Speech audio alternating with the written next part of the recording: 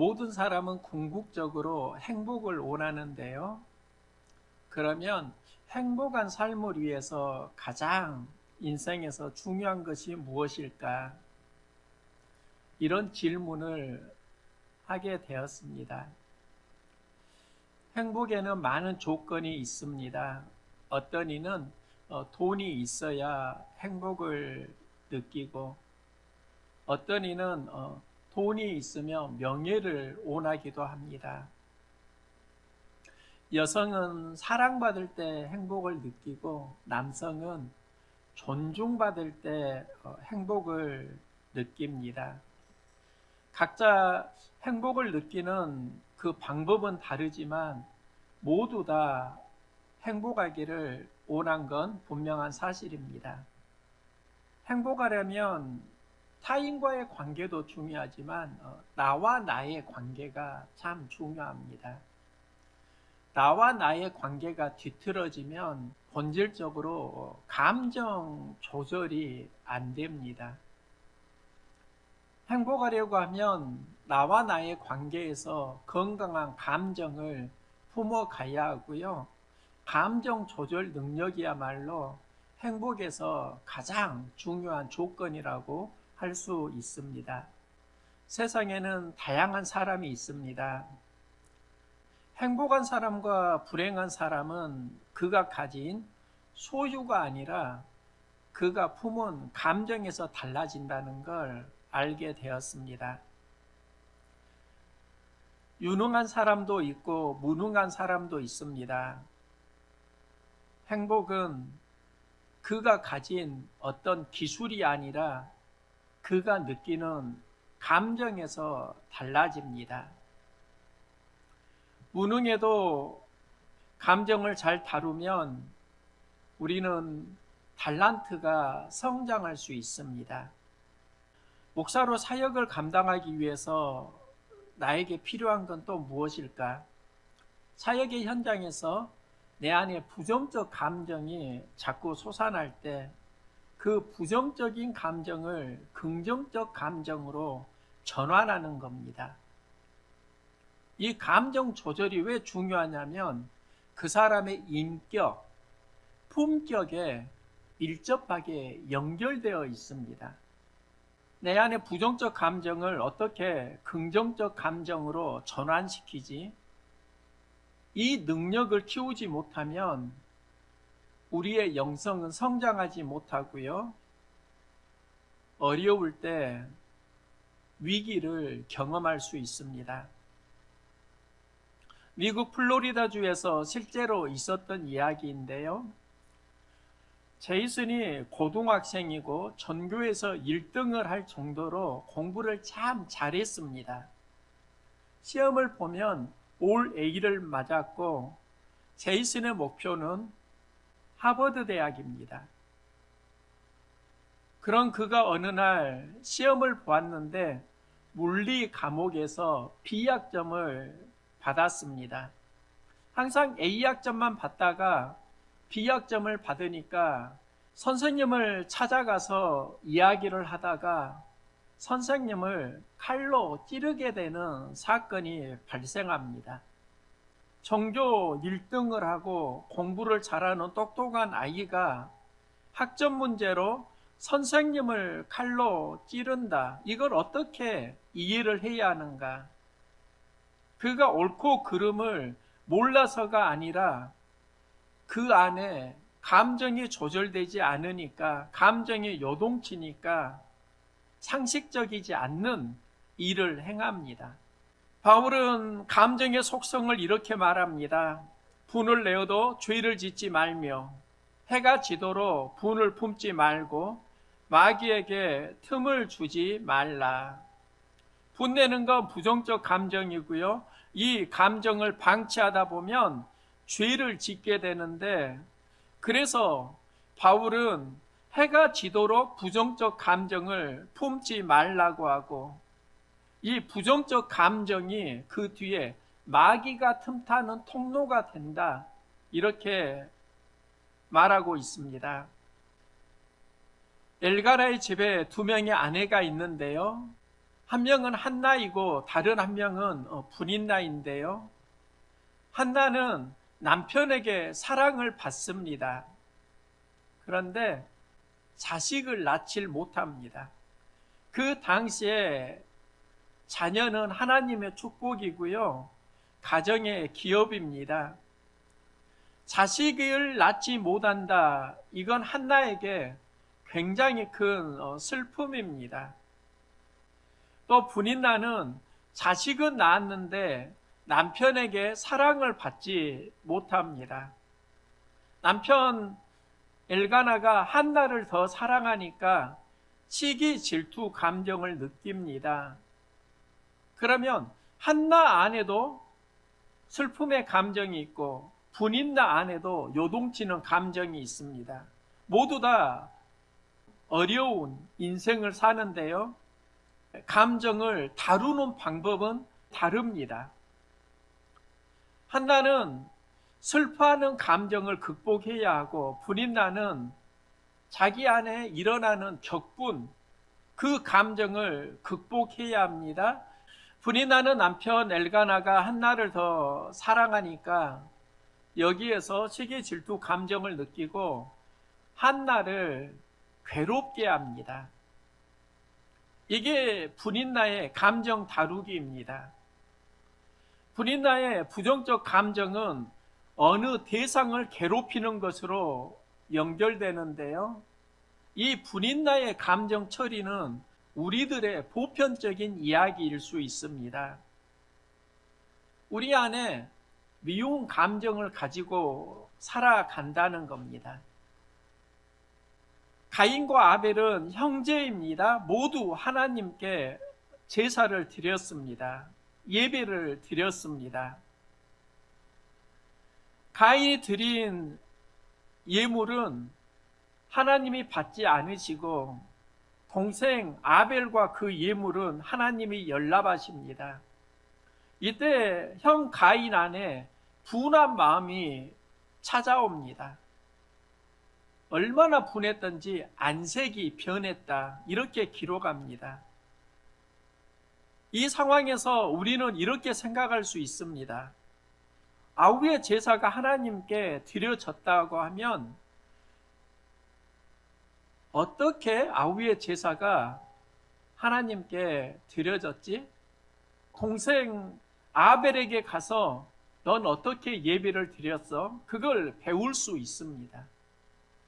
배우면서 그는 얼마든지 하나님이 받으시는 예배를 앞으로 드릴 수 있습니다. 그런데 배우려고 하질 않고 시기, 질투의 감정을 느끼고 아벨을 나중에 살인합니다. 감정을 다루지 못하니까 살인 사건이 일어나는 겁니다. 그런데 우리의 삶을 보면 대부분 이런 겁니다. 감정을 다루지 못하니까 실수하게 되고 일을 그르치는 경우가 굉장히 빈번하다는 겁니다. 그런데 자세히 보면은요, 가인의 재물을 하나님이 받지 아니하신 게 아니라 본문을 자세히 보면 가인과 그의 재물을 받지 아니하였다. 그러면은 이런 짐작을 할 수 있습니다. 왜 하나님은 가인을 받지 않으셨는가? 여기까지 우리가 함께 연결해서 생각을 해야 한다는 것이지요. 우리는 가인이 드린 재물이 무엇인가에 포커스를 맞추는데 본문을 보면 가인의 존재가 어떤 삶을 살았는가도 우리가 살펴야 한다는 겁니다. 그는 예배를 경홀히 여기는 마음으로 살았을 수도 있습니다. 실수를 했으면 배워야 하는데 항상 이유와 변명으로 살았을 수도 있습니다. 회복해야 하는 예배를 회복하지 못하고 형식적인 삶만 살았을 수도 있습니다. 다윗과 사울의 이야기도 그와 유사합니다. 그들은 서로 온수지간이 아니었습니다. 사울이 블레셋과 전투를 하게 될 때 그 전투에서 이기도록 도와준 사람이 다윗입니다. 적 장수 골리앗을 다윗이 무찔렀습니다. 그리고 전쟁에 이겼는데 그 승리 이후에도 그 안에 시기 감정이 찾아옵니다. 전쟁에서 이기고 성에 입성을 하는데요, 그때 많은 여인들이 노래합니다. 여인들이 뛰놀며 노래하여 이르되 사울이 죽인 자는 천천히요 다윗이 죽인 자는 만만이니라. 그러니까 사울보다 다윗이 더 큰 공을 세웠다고 여인들이 노래하는 겁니다. 그러면 왕의 입장에서 시기, 질투 감정이 생길 수 있습니다. 그 감정이 생기는 건 어쩔 수는 없지만 그 감정이 자기 안에 머무르는 것은 자신의 책임이 됩니다. 사울은 이 감정을 극복하지 못하고 그 다음부터 다윗을 주목하였더라. 왜 주목했는가? 불쾌하여 심히 노하여 다윗에게는 만만을 돌리고 내게 천천을 돌리니 그가 더 얻을 것이 나라 말고 무엇이냐?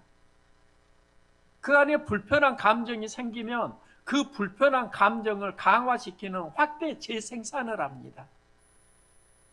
이게 감정의 함정입니다.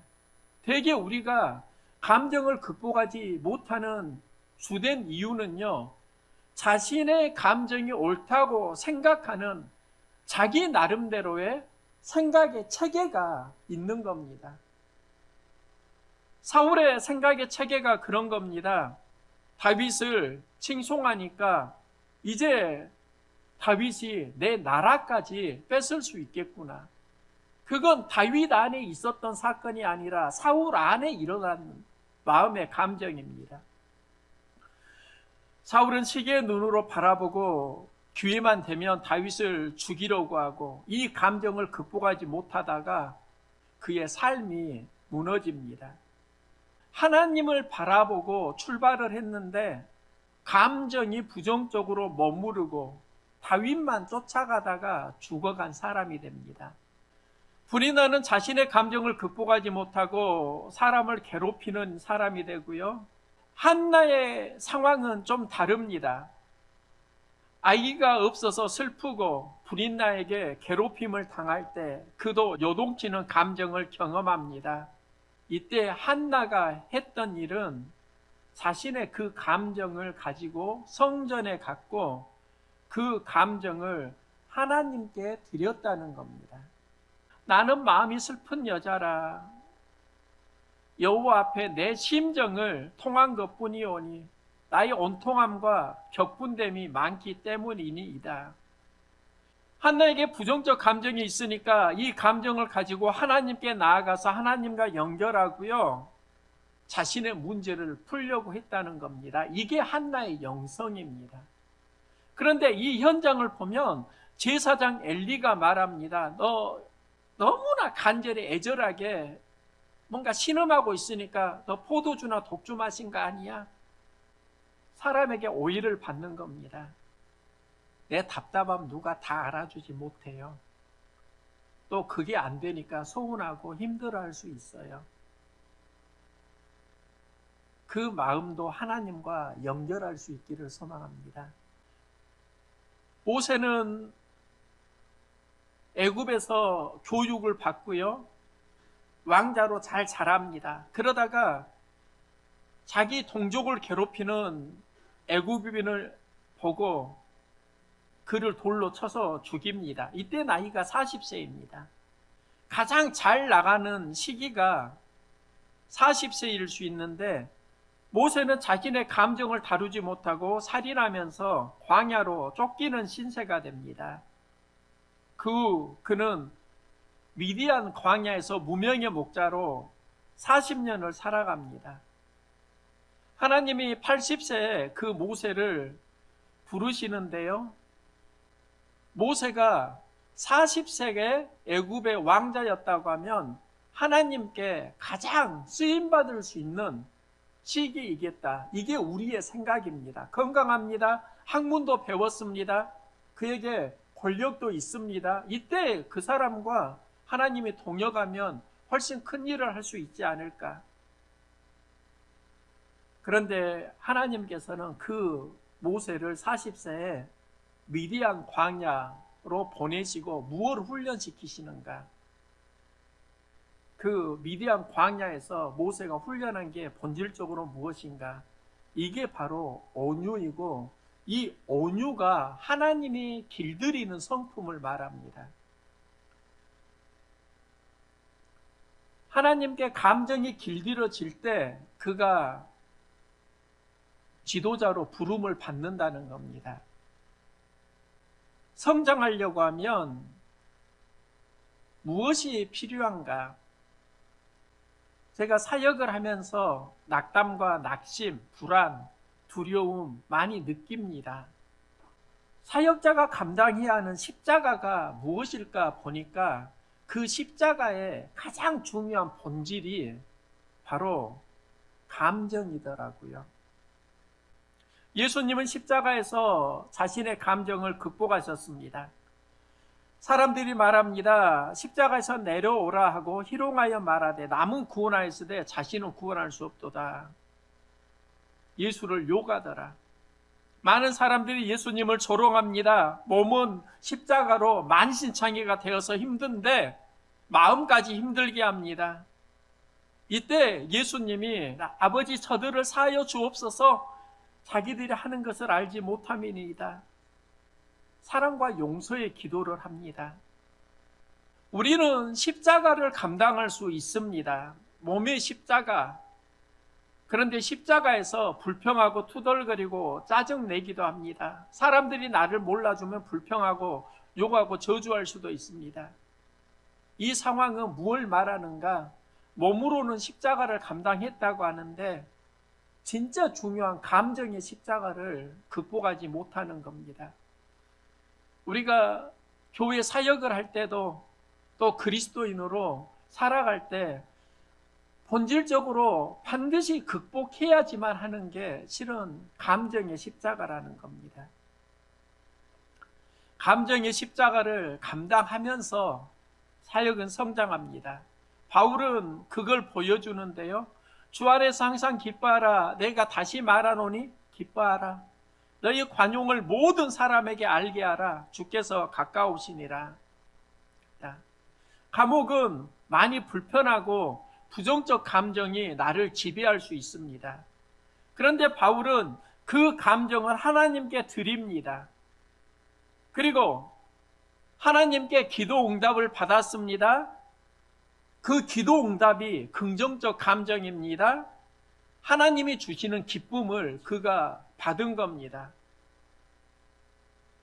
그러면 이 이야기는 바울이 십자가를 감당했다라는 게 무엇을 말하는가? 그가 십자가 고난을 당했다. 우리는 이것을 그가 십자가를 감당했다라고 하는데 보다 본질적인 건 그 고난의 현장에서 자기에게 찾아오는 감정의 십자가를 감당했다는 겁니다. 그러니까 내 안에 있는 감정의 십자가를 감당하면 여기에서 믿음의 거인이 되는 것이고, 자기 안에 있는 감정의 십자가를 감당하지 못하면 사역은 어렵습니다. 모바일에서 유명한 게임으로 앵그리 버드가 있습니다. 그 새를 보니까요, 항상 화가 나 있고 그는 건물, 장애물을 마구 부숩니다. 이 앵그리 버드가 인기를 누리고 있습니다. 그런데 왜 이 새가 화가 났는지 모릅니다. 이용자는 그걸 알려고 하지 않습니다. 그런데 심리학자는 그 앵그리 버드가 실은 우리들이라고 말합니다. 우리 안에 앵그리 버드가 있다는 겁니다. 화난 감정이 있다는 겁니다. 그러면 이 화난 감정을 어떻게 다룰 것인가? 감정을 다루는 세 가지 방법이 있는데요. 먼저는 감정을 쏟아내는 겁니다. 그런데 그 감정을 어디에 쏟아내는가? 사람에게 쏟아내는 겁니다. 그런데 갈등으로 쏟아내는 게 아니고 공감하면서 흘러보내는 친구,